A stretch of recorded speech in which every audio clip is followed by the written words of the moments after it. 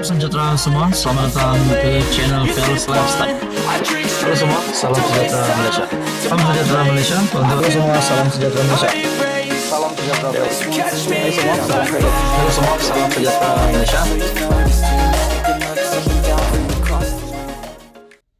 Selamat petang, salam sejahtera Malaysia. Tuan-tuan dan puan-puan yang amat dihormati, satu isu hangat tergempar hari ini. Kalau berlaku tangkapan, ini pasti mengejutkan Mahathir dan ramai. Satu artikel ataupun ulasan daripada Syahabuddin, setelah Menara Ilham milik Tun Daim disita SPRM. Apa berlaku selepas ini? Berita paling panas di negara kita sekarang ialah laporan tentang penyitaan Menara Ilham, sebuah bangunan milik Tun Daim Zainuddin oleh SPRM yang diberitakan bermula semalam. Ia menjadi berita panas kerana menara setinggi 60 tingkat itu adalah milik Tun Daim, tokoh perniagaan dan politik yang tidak perlu diperkenalkan lagi. Sebelum 2018, di bangunan itulah banyak berlaku operasi politik untuk membantu PH memenangi PRU 14 sehingga Tun Mahathir akhirnya berjaya menjadi Perdana Menteri buat kali kedua pada tahun tersebut. Selepas Tun Mahathir menjadi Perdana Menteri pula, di mana kemudian Tun Daim dilantik mengetuai Majlis Penasihat Kerajaan. Menara Ilham adalah bangunan tumpuan kerana disitulah majlis tersebut sering mengadakan mesyuaratnya. Bahkan ketika Tun Daim mahu bertemu sesiapa, sama ada meminta pandangan, menawarkan jawatan atau menasihatkan sesiapa dalam kerajaan agar meletakkan jawatan, di bangunan itulah saksi segala kejadian. Memetik laporan CNA atau Channel News Asia, tindakan SPRM tersebut adalah sebahagian daripada siasatan anti pengubahan wang haram melibatkan bekas Menteri Keuangan itu yang bermula pada Mei lalu berkaitan transaksi korporat bernilai RM2.3 bilion pada November 1997. Menurut laporan, tindakan penyitaan Menara Ilham dibuat selepas Tun Daim dikatakan enggan mematuhi arahan SPRM untuk mengisytiharkan pegangan keuangan miliknya dan keluarganya. Pendeknya, ketika era PH 1.0 berkuasa, selain pejabat Perdana Menteri dan bangunan Yayasan Kepimpinan Perdana, Menara Ilhamlah tumpuan utama pihak media. Sebelum tindakan sita ini, sejumlah akaun bank melibatkan Tun Daim dan syarikat-syarikat yang dipercayai ada kaitan dengannya telah juga dibekukan SPRM. Bertambah lagi panasnya berita penyitaan Menara Ilham milik Tun Daim ini kerana ia berlaku ketika Anwar telah berada sebagai Perdana Menteri. Ini sekaligus menjadikan buat pertama sebuah bangunan pencakar langit disita keseluruhannya untuk tindakan siasatan dan mencari bukti oleh SPRM.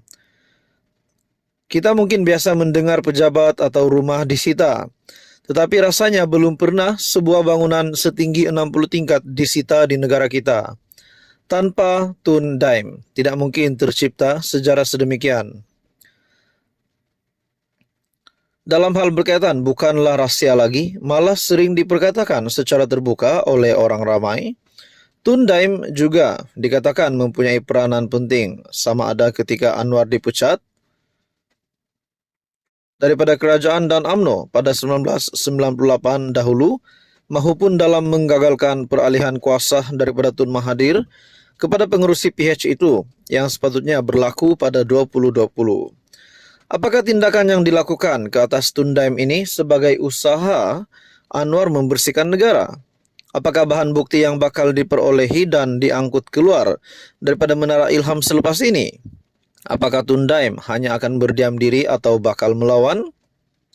Bagaimana dengan Tun Mahathir yang diketahui merupakan sekutu rapat kepada Tun Daim berikutan penyitaan ini. Apakah tindakan yang bakal dilakukan? Selain banyak soalan lain terus terawang-awang dan menagih jawaban, persoalan akhir dan mula diperkatakan, apakah kerajaan perpaduan bakal bergegar dalam tempoh terdekat ini? Ulasan daripada Syahbudin. Apa komen Anda? Sekian saja, teruskan bersama di dalam channel ini. Salam sejahtera Malaysia, selamat datang ke channel Fels Lifestyle. Tuan-tuan dan puan yang amat dihormati, mungkin selepas rombakan kabinet baru-baru ini, di mana kita juga mendengar Mat Sabu, Rafizi Ramli, antara nama yang digesa untuk meletakkan jawatan kerana dikatakan tidak menjalankan tugas dengan baik, tidak sesuai memegang jawatan ataupun platform kementerian yang dipegang. Tapi pada akhirnya saudara-saudara yang amat dihormati, tuan-tuan dan puan, Mat Sabu dan Rafizi Ramli kekal sebagai menteri, tidak ditukar pun. Tapi bagaimana pula dengan Mat Sabu sebagai Presiden Amanah? Adakah beliau juga pernah digesa untuk letak jawatan?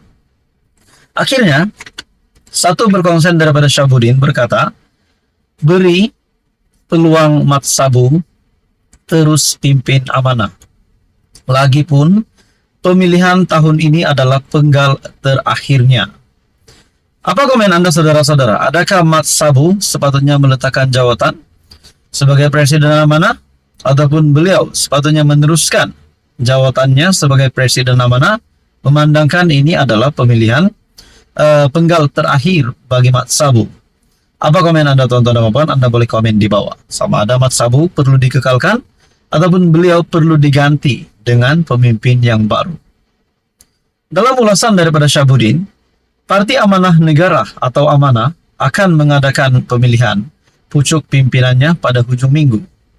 Sebagaimana dilaporkan media, seramai 124 calon menawarkan diri untuk merebut 27 tempat dalam jawatan kuasa pimpinan nasional Amanah bagi sesi 2023-2026.